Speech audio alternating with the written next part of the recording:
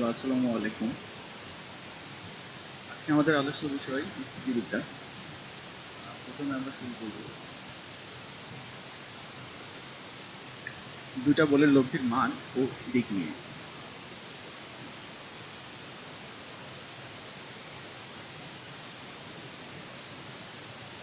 মনে করি আমাদের কাছে একটি বল আছে পি এবং আরেকটি বল কিউ। পি আর কিউ এই দুইটি বল যদি একই দিক বরাবর ক্রিয়াশীল থাকে তাহলে এর লব্ধি পাবো আমরা আর, সেটি একই দিক বরাবর ক্রিয়াশীল থাকবে। আর ইজ ইকুয়াল টু পি এবং কিউ। এই বলদ্বয়ের যে লব্ধিটা আমরা পাবো সেই লব্ধিটা পি ও কিউ এর যে দিক বরাবর, যে সরলরেখা বরাবর পি ও কিউ গতিশীল, সেই একই দিক বরাবর লব্ধি ক্রিয়াশীল থাকবে। তারপরে যদি আমরা দুটি বল নিই, একটি বল পি ও একটি বল কিউ, একে অপরের বিপরীত দিক বরাবর ক্রিয়াশীল। যদি দুইটা বল পরস্পর বিপরীত দিক বরাবর ক্রিয়াশীল থাকে তাহলে বলদ্বয়ের লব্ধি তাদের বিয়োগফলের সমষ্টি হবে। এখানে আমাদের একটু ভুল আছে, লব্ধি আর ইজ ইকুয়াল টু হবে পি মাইনাস কিউ।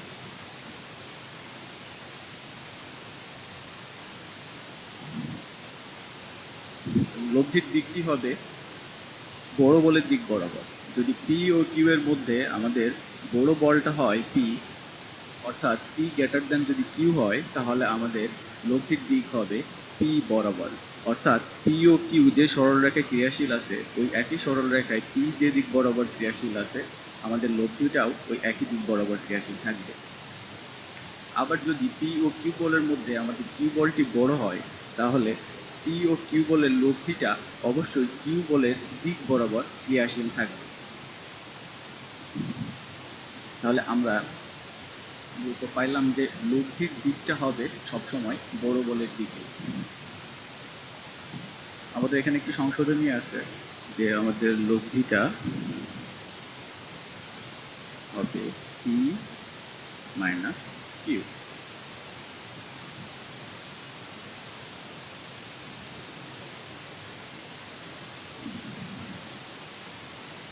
আমরা যদি নেক্সট স্লাইডে আসি তাহলে আমরা যে সূত্রটা পাবো সেটা হচ্ছে বলের সামান্তরিক সূত্র।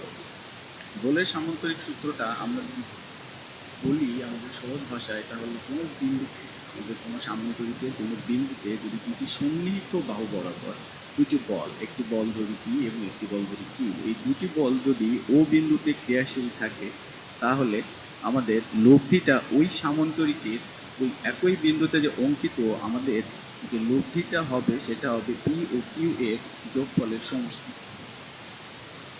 এখন পি বল এর লব্ধির মানটা কত হবে? পি বলের লব্ধির মানটা হবে আমাদের R is equal to root over P square plus Q square plus Q P Q cos হবে। আর লব্ধির দিকটা হবে আমাদের পি বলের সাথেও হইতে পারে, আমাদের কিউ বলের সাথেও হইতে পারে। যদি আমরা ধরে নিই পি বলের সাথে আমাদের লব্ধি থেটা, তাহলে আমাদের লব্ধির যে দিকটা বের হবে সেই দিক theta is equal to tan inverse Q sine alpha divided by Q P plus Q cos. আবার যদি আমরা দিকটা নির্ণয় করার চেষ্টা করি কিউ বলের সাথে, তাহলে আমাদের দিকটা বের হবে, এই দিকটা হলো tan inverse Q sine alpha divided by q plus Q cos alpha. অর্থাৎ আমরা দিক যার সাথে বের করব সেই বলটাকে আমরা নিচে যোগ করব। যেমন এখানে দেওয়া আছে যে আমাদের theta is equal to tan inverse Q sine alpha divided by p plus Q cos alpha. এখানে আমরা পি বলের সাথে আমাদের লব্ধির দিকটা নির্ণয় করার চেষ্টা করছি, আর এই জন্য আমাদের নিচে p plus Q cos alpha. পরবর্তীতে আমরা যদি দিকটা কিউ বলের সাথে নির্ণয় করার চেষ্টা করি তাহলে আমাদের বেটা যদি আমাদের কিউ বলের সাথে দিক হয়, কিউ এবং আর এর মধ্যবর্তী কোণ যদি আমাদের বেটা হয়, তাহলে beta is equal to tan inverse Q sine alpha divided by q plus p cos alpha. অর্থাৎ নিচে যোগ করব আমরা যেটার সাথে দিক নির্ণয় করব। বলে সামান্তরিক সূত্রটা আমাদের উপরে দেওয়া আছে। যদি কোনো সামান্তরিকের দুটি সন্নিহিত বাহু বরাবর দুটি বল একই বিন্দুতে ক্রিয়াশীল থাকে তাহলে ওই একই বিন্দু দিয়ে অঙ্কিত কোণ ও তাদের লব্ধি নির্দেশ করবে। এখন ধরা যাক আমাদের কাছে দুইটা বল আছে, একটা বল পি এবং একটা বল কিউ। পি এবং কিউ এই দুইটা বলের মধ্যবর্তী কোণ যদি 90 ডিগ্রি হয় সেক্ষেত্রে আমরা লব্ধি কি পাই? সেক্ষেত্রে আমাদের লব্ধি R square equal to P square plus Q square plus two P C cos 90 degree. সেক্ষেত্রে আমরা লব্ধি পাবো root over P square plus Q. এটা আমরা আমাদের শর্টকাট সূত্র হিসাবে ব্যবহার করতে পারি যদি কখনো পাই যে আমাদের দুইটা বল পি এবং কিউ পরস্পর 90 ডিগ্রি কোণে বিন্দুতে ক্রিয়ারত আছে, তাহলে সেই একই বিন্দুতে যে লব্ধি হবে সেই লব্ধিটা হবে পি স্কোয়ার প্লাস কিউ স্কোয়ারের বর্গমূল। আমরা যদি দিক নির্ণয় করার চেষ্টা করি তাহলে আমরা যদি পি বলের সাথে দিক নির্ণয় করি তাহলে আমাদের লব্ধি আর এবং পি এর মধ্যবর্তী কোণ যদি আমরা ধরে নিই থিটা, তাহলে theta is equal to tan inverse p sine 90 degree divided by p plus two cos 90 degree. সেক্ষেত্রে আমরা থিটার মান পাবো ট্যান ইনভার্স 2 বাই। আমাদের যদি অবজেক্টিভে এরকম আসে যে আমাদের দুইটা বল পরস্পর লম্বভাবে ক্রিয়াশীল আছে কোনো বিন্দুতে, তাহলে সেই ক্ষেত্রে আমরা তার দিক নির্ণয় করতে গেলে যেটা equal to tan inverse Q by E এই সূত্রটা ব্যবহার করে খুব সহজেই আমাদের অঙ্কগুলো সমাধান করতে পারি। পরবর্তী আরেকটা ক্ষেত্রে আরেকটা সিদ্ধান্তে যদি আমরা আসি, পি এবং পি দুটা বল যদি পরস্পর বিপরীত দিকে ক্রিয়াশীল থাকে এবং বলগুলোর মধ্যবর্তী কোণ যদি 180 ডিগ্রি হয় এবং পি এবং কিউ যদি সমান বল হয়, অর্থাৎ মূল কথায় আমরা যদি আসি যে দুইটা বল আমাদের পরস্পর বিপরীত দিকে ক্রিয়াশীল থাকবে এবং দুইটা বল যদি পরস্পর সমান হয় এবং তাদের মধ্যবর্তী কোণ যদি 180 ডিগ্রি হয়, সেক্ষেত্রে আমরা লব্ধিটা পাবো শুধু। সেটা কিভাবে? মনে করি কোন একটা বস্তুকে একজন 5 নিউটন বল দিয়ে উত্তর দিকে টানতেছে এবং অপর দিকে ঠিক একই পরিমাণ বল 5 নিউটন বল দিয়ে যদি কেউ দক্ষিণ দিকে টানে, তাহলে ওই বস্তুটিকে আমরা জায়গা থেকে সরাইতে পারবো না, ওই বস্তুটা জায়গায় স্থির থাকবে। এ থেকে আমরা কি বুঝতে পারি? আমরা যে উত্তর দিক বরাবর এবং দক্ষিণ দিক বরাবর যে বলটা ক্রিয়া করেছিলাম এবং সেই দুইটা বলের মান ছিল সমান, ফলে যে লব্ধিটা আমরা পেয়েছি সেই লব্ধিটা হবে শূন্য এবং সেই লব্ধিটা ক্রিয়া করবে একই সরলরেখা বরাবর বিপরীত দিকে যদি দুইটা বল সমমানের দুইটা বল ক্রিয়াশীল থাকে, তাহলে আমরা লব্ধি পাবো শূন্য। পরে আমরা যে অনুসিদ্ধান্তটা পাইছিলাম সেই অনুসিদ্ধান্তটা ছিল আমাদের যে দুইটা বল যদি পরস্পর 90 ডিগ্রি কোণে ক্রিয়ারত থাকে, সেক্ষেত্রে আমরা লব্ধি পাবো এবং সেই লব্ধিটা হবে R equal to P square plus Q root over R root over P square plus Q. যদি দুইটা বল সমান হয় এবং বিপরীত দিক বরাবর ক্রিয়াশীল থাকে, তাহলে আমরা ওই দুইটা বলের লব্ধি পাবো শূন্য। পরবর্তীতে যদি আমরা খেয়াল করি আরেকটা অনুসিদ্ধান্তে, যেখানে আমাদের দুইটা বল দেওয়া আছে, একটা বল পি এবং একটা বল কিউ, তারা একই দিক বরাবর ক্রিয়াশীল আছে। একই দিক বরাবর যদি দুইটা বল ক্রিয়াশীল থাকে, তাহলে আমাদের মধ্যবর্তী কোণ 0 ডিগ্রি। কারণ পি এখানে আমরা দেখতে পাচ্ছি যে পি এবং কিউ এই দুইটা বল একই সরলরেখায় ক্রিয়াশীল আছে এবং একই দিক, এদের মধ্যবর্তী কোণ আছে আমাদের 0 ডিগ্রি। তাই যদি হয় তাহলে আমাদের যে সামগ্রিক সূত্র ছিল, সামগ্রিক সূত্র দিয়ে আমরা লব্ধির মানটা বের করতে পারি। সেই অনুসারে আমাদের আর এর মান আসে পি প্লাস কিউ, কজ আলফার মান 0 ডিগ্রির মান আসে আমাদের 1, এই জন্য আমরা লব্ধির মানটা পেয়েছি পি প্লাস কিউ। লব্ধির দিকটা কোন দিকে হবে? লব্ধির দিকটা হবে, আমরা জানতাম লব্ধির দিকটা হবে সবসময় বড় বলের দিকে, কিন্তু এখানে দেখতেছি আমাদের দুইটা বল একই দিক বরাবর ক্রিয়াশীল আছে। আর দুইটা বল যদি একই দিক বরাবর ক্রিয়াশীল থাকে, তাহলে লব্ধিও আমাদের একই দিক বরাবর ক্রিয়াশীল থাকে। আমরা যদি একটা উদাহরণে যাই, মনে করি যে আমাদের কাছে একটা বস্তু আছে, একটা টেবিল। একটা টেবিলকে রহিম এবং করিম দুজন ব্যক্তি একই দিক বরাবর টানছে, তাহলে কি হবে? একই দিক বরাবর যদি দুইটা বল ক্রিয়াশীল থাকে, তার লব্ধিটাও একই দিক বরাবর ক্রিয়াশীল থাকে। সেক্ষেত্রে আমরা এখানে বলতে পারি যে পি ও কিউ যে দুইটা বল ক্রিয়াশীল ছিল একই সরলরেখা বরাবর, ওই দুইটা বলের লব্ধি আর পি এবং কিউ এর দিক বরাবর ক্রিয়াশীল থাকে। সুতরাং আমরা প্রথম অনুসিদ্ধান্তে কি পেয়েছি? প্রথম অনুসিদ্ধান্তে আমরা পেয়েছি যে দুইটা বল যদি পরস্পর 90 ডিগ্রি কোণে ক্রিয়ারত থাকে, সেক্ষেত্রে আমরা লব্ধি পাবো root P square plus Q square এবং লব্ধির দিক হবে tan inverse Q by Q. দ্বিতীয় অনুসিদ্ধান্ত আমরা কি পেয়েছি? দ্বিতীয় অনুসিদ্ধান্ত আমরা পাইছি দুইটা বল যদি একে অপরের বিপরীত দিক বরাবর ক্রিয়াশীল থাকে এবং দুইটা বল যদি সমমানের হয়, তাহলে আমরা লব্ধি পাবো শূন্য। তৃতীয় ক্ষেত্রে আমরা কি পাইলাম? যে দুইটা বল একই দিক বরাবর ক্রিয়াশীল কিন্তু দুইটা বল সমমানের না, সেক্ষেত্রে আমরা লব্ধিটা পাবো ওই দুইটা বলের দিক বরাবর। চতুর্থ যে অনুসিদ্ধান্তটা আমাদের আছে সেই অনুসিদ্ধান্ত হচ্ছে ক্ষুদ্রতম লব্ধি। ক্ষুদ্রতম লব্ধি বলতে আমরা বুঝছি দুইটা বল যদি একে অপরের বিপরীত দিক বরাবর ক্রিয়াশীল করে, অর্থাৎ দুইটা বল, এখানে দুইটা বল দেওয়া আছে, একটা পি এবং একটা কিউ। পি এবং কিউ বলের মধ্যবর্তী কোণ 180 ডিগ্রি, পি বলটি কিউ বলের সমান নয়, সেক্ষেত্রে আমাদের লব্ধির মানটা কি আছে? সেক্ষেত্রে আমরা লব্ধির মানটা R square equal to P square plus Q square, two P Q cos 180 degree, এবং 180 ডিগ্রি কজ 180 ডিগ্রির মান আমরা জানি -1, সেই মানটি বসাই দিলে এ প্লাস বি হোল স্কোয়ারের সূত্র অনুসারে বি প্লাস বি হোল স্কোয়ারের সূত্র করবে, এবং সেক্ষেত্রে আমাদের লব্ধি আসছে পি মাইনাস কিউ, যেটা আমরা প্রথমেও পাইছিলাম যে দুইটা বল যদি বিপরীত দিক বরাবর ক্রিয়াশীল থাকে তাহলে সেই দুইটা বলের লব্ধি হবে বল দ্বয়ের বিয়োগফলের সমান এবং দিকটা হবে বড় বলের দিক। তাহলে আমরা আমাদের চতুর্থ অনুসিদ্ধান্তে কি পাইলাম? চতুর্থ অনুসিদ্ধান্তে পাইলাম দুটি বল যদি একে অপরের বিপরীত দিকে ক্রিয়াশীল থাকে তাহলে সামান্তরিক সূত্র অনুসারেও তাদের বিয়োগফল হবে আমাদের লব্ধি, এবং তার দিকটা হবে অবশ্যই বড় বলের দিক বরাবর। এখানে পি এবং কিউ যে দুইটা বল আছে, এই দুইটা বলের মধ্যে যে বলটি বড় হবে আমাদের লব্ধিও ক্রিয়াশীল থাকবে সেই বল বরাবর। আরেকটি অনুসিদ্ধান্ত, পঞ্চম অনুসিদ্ধান্তটা কি আমাদের? পঞ্চম অনুসিদ্ধান্ত দুইটা বল সমমানের দুইটা বল, পি বল দুইটা সমমানের পি বল যদি ক্রিয়াশীল থাকে কোনো বিন্দুতে আলফা কোণে, তাহলে এই দুইটা বলের যে লব্ধিটা হবে সেই লব্ধিটা এই পি দুইটা বলের মধ্যবর্তী যে কোণ সেই কোণের অর্ধেকের সাথে দিক নির্দেশ করে। কথাটার অর্থ কি? কথাটার অর্থ হলো আমাদের কাছে দুইটা বল আছে, একটা বল পি, অপর আরেকটা বল পি, কারণ দুইটা বল সমমানের। এই সমমানের দুইটা বল যদি কোনো বিন্দুতে ক্রিয়াশীল থাকে তাহলে লব্ধিটা হবে ওই দুইটা বলের মধ্যবর্তী যে কোণ আছে সেই কোণের সমদ্বিখণ্ডক বরাবর। তার কথার অর্থ কি? মানে আমরা যদি একটা অনুসিদ্ধান্তে আসি যে দুইটা বল সমমানের হয় তাহলে লব্ধির দিকটা অবশ্যই হবে তাদের মধ্যবর্তী কোণের অর্ধেক। অর্থাৎ আমাদের এখানে দুটো বল আছে, একটা পি এবং অপর একটা বল পি, তাদের মধ্যবর্তী কোণ হচ্ছে আলফা, সেক্ষেত্রে আমাদের লব্ধির দিক বের হচ্ছে এটা ইকুয়াল টু আলফা বাই 2।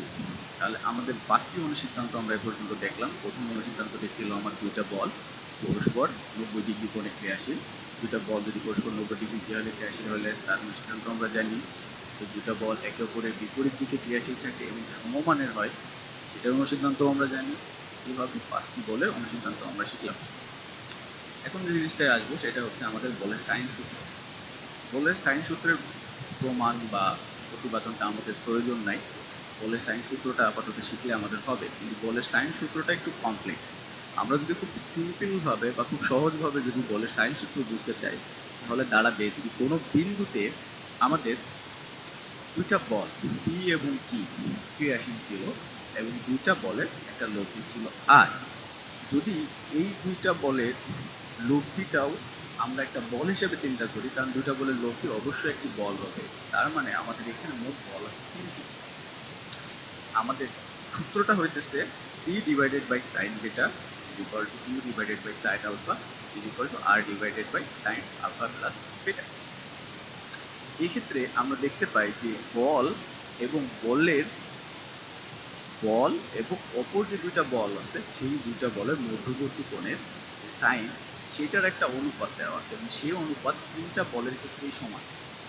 এখানে প্রথম যে বলটি আমরা ধরি যে পি একটি বল, সেই বলটির সাথে লব্ধি যে আর বল সেই আর বলের সাথে আলফা কোণ তৈরি করে, এবং কিউ যে বলটি ক্রিয়াশীল আছে কিউ বলটি আমাদের লব্ধির সাথে বেটা কোণ তৈরি করে, এবং আমাদের লব্ধি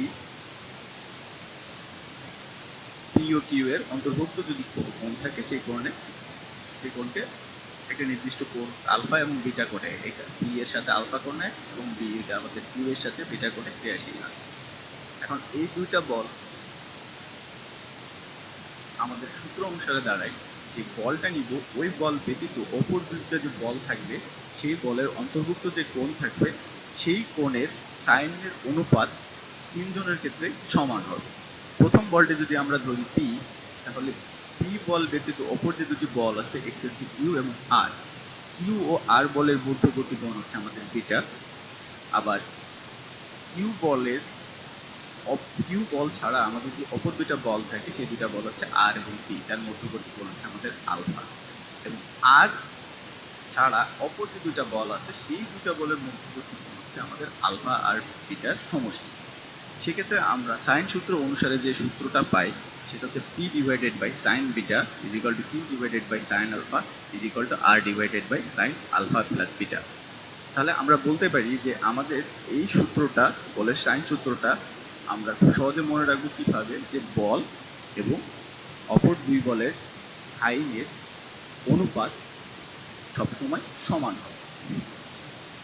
তো আমরা বলে সাইন সূত্রটা মনে রাখার চেষ্টা করবো, কারণ আমাদের অঙ্ক করতে বলে সাইন সূত্রটা লাগবে। P divided by sine beta is equal to Q divided by sine alpha is equal to R divided by sine alpha plus beta, অর্থাৎ বল এবং অপর দুই বলের মধ্যবর্তী কোণে সাইনের অনুপাত এবং তারা পরস্পর কিভাবে সমান হবে। এরপরে যদি আসি আমরা লম্বাংশের উপপাদ্যে, লম্বাংশের উপপাদ্যটা হইতেছে যে কোনো বিন্দুতে ক্রিয়াশীল দুটি বলের কোনো নির্দিষ্ট দিকের লম্বাংশের বীজগাণিতিক সমষ্টি ওই একই দিকের বলদ্বয়ের লব্ধির লম্বাংশের সমান। বিষয়টা আমাদের কাছে অনেক বেশি জটিল মনে হলেও জটিল না। আমরা যদি খুব সহজভাবে বোঝার চেষ্টা করি তাহলে মনে করি আমাদের কাছে তিনটা বল আছে, একটা পি বল, একটা কিউ বল এবং আর বল। এক্স ওয়াই সমতলে আমাদের পি বলটি এক্স অক্ষের সাথে আলফা কোণ এবং কিউ বলটি এক্স অক্ষের সাথে থিটা কোণ এবং আর বলটি এক্স অক্ষের সাথে থিটা কোণ উৎপন্ন করে। তাহলে আমরা বলতে পারি P cos alpha Q plus Q sine Q cos alpha P cos alpha plus Q cos beta plus R cos theta. সূত্রটা যদি আমরা খুব সহজভাবে বুঝতে চাই তাহলে বিষয়টা দাঁড়াবে কোনো বিন্দুতে যদি একাধিক বল আমাদের ক্রিয়াশীল থাকে আর ওই বলগুলোর কোনো একটা নির্দিষ্ট দিকে যদি আমরা লম্বাংশ নিই তাহলে সেই বলগুলোর লম্বাংশের যে সমষ্টি আমরা পাবো সেটা লব্ধির লম্বাংশের সমষ্টির সমান হবে। এখানে আমাদের পি বলটাকে যদি আমরা ও এক্স বরাবর একটি উপাংশ নিই পি বলের, তাহলে পাবো সেটা P cos alpha. P cos আলফাটা হইতেছে আমাদের পি বলের ও এক্স বরাবর লম্বাংশ। ঠিক কিউ যে বলটা ক্রিয়াশীল আছে কিউ বলের ও এক্স বরাবর লম্বাংশটি হবে কিউ কজ বিটা। এই দুটা সমষ্টি হবে লব্ধির কিউ কজ বিটা এবং পি কজ আলফার যে সমষ্টি হবে সেই সমষ্টি হবে লব্ধি যে বলটা আছে সেই লব্ধি বলের লম্বাংশের সমান। আমাদের এখানে একটু ভুল আছে, টাইপিং মিস্টেক।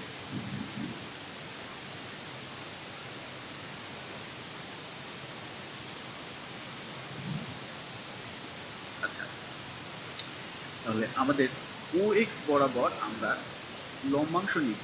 ও এক্স বরাবর যদি পি বলে লম্বাংশ পি কজ আলফা এবং ও এক্স বরাবর যদি আমাদের কিউ বলের লম্বাংশ কিউ কজ যেটা হয়, তারা দুজন আমাদের যে লব্ধি আছে লব্ধি বলটা আর সেই আর বলের যে লম্বাংশটা পাবো সেই লম্বাংশের হচ্ছে P cos alpha plus Q cos beta equal to R cos theta. মানে পি এবং কিউ বলের যে লম্বাংশ সেই লম্বাংশের যে সমষ্টি সেটা আমাদের লব্ধির লম্বাংশের সমান। আচ্ছা, আমাদের প্রথম অঙ্কে আসি। প্রথম অঙ্কটা হচ্ছে ও বিন্দুতে ক্রিয়ারত পি ও কিউ বলদ্বয়ের লব্ধি আর একটি ছেদক তাদের ক্রিয়ারেখাগুলোকে এল এম এন বিন্দুতে ছেদ করলে প্রমাণ করো যে P divided by O L Q divided by O M is equal to R divided by O L. আচ্ছা, আমরা একটু চিত্রে যাই। চিত্রে গেলে দেখতে পাবো যে ও পি আমাদের হচ্ছে কি একটা বল, সেটা পি বল নির্দেশ করতেছে। ও বিন্দুতে দুটা বল ক্রিয়ারত আছে, আমাদের একটা পি বল এবং একটি কিউ বল। ও বিন্দুতে যে ক্রিয়াশীল পি বল এবং কিউ বল আছে সেই পি এবং কিউ বলের লব্ধি আর ওই একই বিন্দুতে ক্রিয়াশীল আছে। তাহলে আমরা লম্বাংশের উপপাদ্য অনুসারে কি জানতাম? আমরা লম্বাংশের উপপাদ্য অনুসারে জানতাম কোনো নির্দিষ্ট দিক বরাবর, কোনো বিন্দু বলতে এখানে পি বিন্দুতে আমাদের যে ও বিন্দুতে আমাদের যে পি বলটা ক্রিয়াশীল আছে সেই পি বলের কোনো একটা নির্দিষ্ট দিকের লম্বাংশ, অর্থাৎ আমি ও এক্স বরাবর পি বলের একটি লম্বাংশ নিই, তাহলে কি দাঁড়াবে? পি কস এবং ওই বলটি এবং দিকের মধ্যবর্তী যে কোণটা হওয়ার কথা ছিল আমাদের, সেই কোণের অনুপাত, সেটাই পাবো আমাদের লম্বাংশ। তাহলে পি বলের ও এক্স বরাবর লম্বাংশটা হবে আমাদের P cos L O X, এবং কিউ যে বলটি আমাদের আছে, কিউ বলের ও এক্স বরাবর যে লম্বাংশটি হবে, সেই লম্বাংশটি Q cos M O X. লম্বাংশের উপপাদ্য অনুসারে আমরা জানতাম যে দুইটা বলের লম্বাংশের সমষ্টি হবে তাদের লব্ধির লম্বাংশের সমান। তাহলে পি এবং কিউ বলের লম্বাংশ আমরা পাইছি, পি বলের ও এক্স বরাবর যে লম্বাংশ সেটা হচ্ছে P cos L O X, এবং কিউ বলের ও এক্স বরাবর যে লম্বাংশ সেটি হচ্ছে Q cos M O X. এই দুইটার যে সমষ্টি বা যোগফল সেটা হবে আমাদের লব্ধির লম্বাংশের সমান। তাহলে আমাদের লব্ধি বলটা হচ্ছে আর, এই লব্ধি বলটার যদি ও এক্স বরাবর আমরা লম্বাংশ নিই, সেই লম্বাংশটা দাঁড়াবে আর কস এন ও এক্স। তাহলে এই লম্বাংশ সূত্র অনুসারে আমরা যদি সমীকরণটা বানাই, তাহলে আমাদের সমীকরণটা দাঁড়াবে P cos L O X plus Q cos M O X is equal to R cos N O X. আচ্ছা, পরবর্তী সমাধানে এসে আমরা P O X by O L লিখছি। এই ও এক্স বাই ও এলটা হচ্ছে আমাদের সমকোণী ত্রিভুজ থেকে আসছে। এখানে যে আমাদের এল ও এক্স যে একটা সমকোণী ত্রিভুজ উৎপন্ন হয়েছে, সেই সমকোণী ত্রিভুজের আমাদের ভূমি হইতেছে ও এক্স, এবং যে লম্বটা, সেই লম্বটা হইতেছে আমাদের ও এল।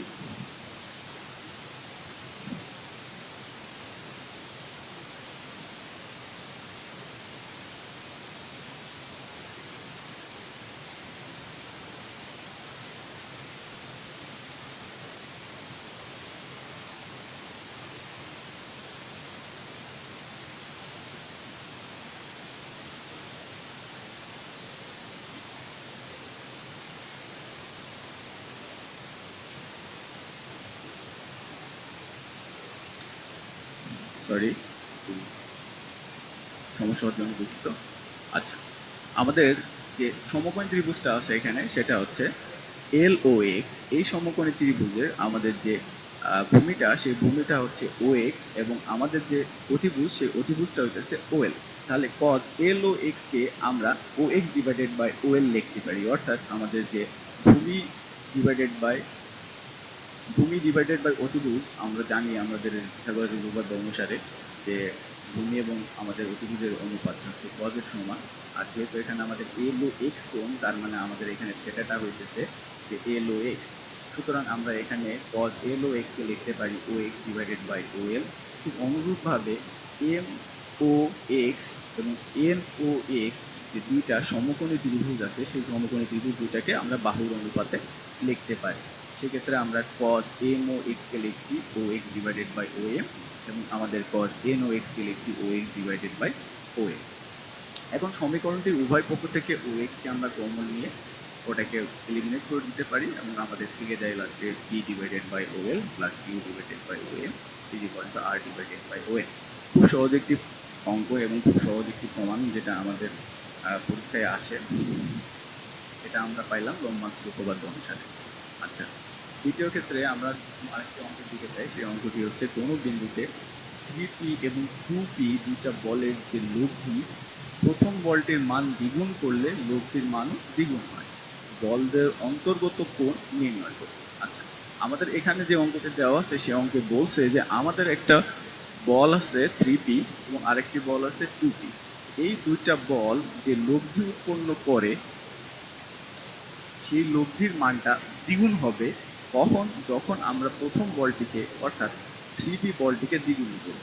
তাহলে প্রথম ক্ষেত্রে আমরা দেখতে পাই যে 3p এবং 2p মানের আমাদের দুইটা বল আছে, এবং সেই দুইটা বলের অন্তর্ভুক্ত একটা কোণ আমরা ধরে নিলাম আলফা। তাহলে এই দুইটা বলের অন্তর্ভুক্ত কোণ আলফা হলে আমরা লব্ধির মানটা কত পাবো? লব্ধির মান পাবো হচ্ছে যেটা আমাদের একটু ভুল হয়েছে, লব্ধির মানটা আমরা পাবো হচ্ছে R square is equal to 3p square plus 2p square plus 2 into 3p into 2p cos alpha. আবার দ্বিতীয় ক্ষেত্রে আমরা কি পাবো? দ্বিতীয় ক্ষেত্রে আমরা বলটাকে দ্বিগুণ করছি, অর্থাৎ প্রথম যে বলটি ছিল আমাদের 3p, সেই 3p বলটাকে আমরা 6p করছি। 6p করার ফলে আমাদের যে লব্ধিটা ছিল সেই লব্ধিটাও দ্বিগুণ হয়ে গেছে। অর্থাৎ আমরা আমাদের অঙ্কে বা প্রশ্নে বলে দিছে যে আমাদের প্রথম বলটিকে যদি আমরা দ্বিগুণ করি তাহলে আমাদের লব্ধিও দ্বিগুণ হয়ে যাবে। সেক্ষেত্রে আমাদের যে লব্ধি 2r, সেই লব্ধি 2r এর মানটা যদি আমরা বের করি, সেক্ষেত্রে আমরা 2r square is equal to 6p square plus 2p square plus 2 into 6p into 2p cos alpha দ্বারা আমরা ক্যালকুলেশন করলে আর এর এখানে একটা আর স্কোয়ারের একটা ভ্যালু বের করতে পারি, সেটা হচ্ছে 10p square plus 6p square cos alpha. আর প্রথম ক্ষেত্রে আমরা একটা সমীকরণ পাইছিলাম, সেই সমীকরণটা এখানে একটু ভুল হয়েছে, মিস হয়েছে, এটা একটু করে নিতে হবে আর কি। 3p যে 2p বলে 3p এবং 2p বলের যে লব্ধিটা আছে সেই লব্ধি আমরা সামান্তরিক সূত্র দিয়ে বের করলে আমাদের বেরোয় যায়। প্রশ্ন মতে কি, প্রশ্ন মতে আমরা হচ্ছে যে লব্ধি দ্বিগুণ হয়েছে, তো এই ক্ষেত্রে আমরা যদি দুই পাশেই আর স্কোয়ারের মান বের করতে পারি তাহলে আর স্কোয়ারের মান আমরা সমান লিখতে পারি, অথবা 1 নম্বর সমীকরণ এবং 2 নম্বর সমীকরণকে বিয়োগ করলে আমরা আলফার মানটা পেয়ে যাব। দ্বিতীয় ক্ষেত্রে আমাদের যে অঙ্কটা আছে সেই অঙ্কটা কোনো বিন্দুতে ক্রিয়াশীল p এবং 2p মানের দুটি বল ক্রিয়াশীল আছে। এই দুইটা বল প্রথমে দ্বিগুণ করলে, মানে অর্থাৎ প্রথম বলটিকে যদি আমরা দ্বিগুণ করি তাহলে দ্বিতীয়টির মান 8 একক বৃদ্ধি করলে, প্রশ্নটা আবার প্রথম দিকে পড়তেছি। আমাদের এখানে প্রশ্নটা ছিল কোনো বিন্দুতে p এবং 2p মানের দুটি বল ক্রিয়াশীল, প্রথম বলটিকে দ্বিগুণ করলে এবং দ্বিতীয় বলের সাথে 8 একক বৃদ্ধি করলে লব্ধির দিক অপরিবর্তিত থাকে, p এর মান নির্ণয় করো। অর্থাৎ আমাদের কাছে দুটো বল দেওয়া আছে, একটা হচ্ছে p বল আর একটা হচ্ছে আমাদের 2p বল। আমরা যদি p বলকে দ্বিগুণ করি এবং আমাদের 2p বলের সাথে যদি 8 একক যোগ করি তাহলে আমাদের লব্ধি যে দিক নির্দেশ করে, অর্থাৎ লব্ধি p বলের সাথে যে দিক তৈরি করে, অর্থাৎ লব্ধি p বলের সাথে যে কোণ তৈরি করে থিটা, সেই থিটার মানের কোনো পরিবর্তন হবে না।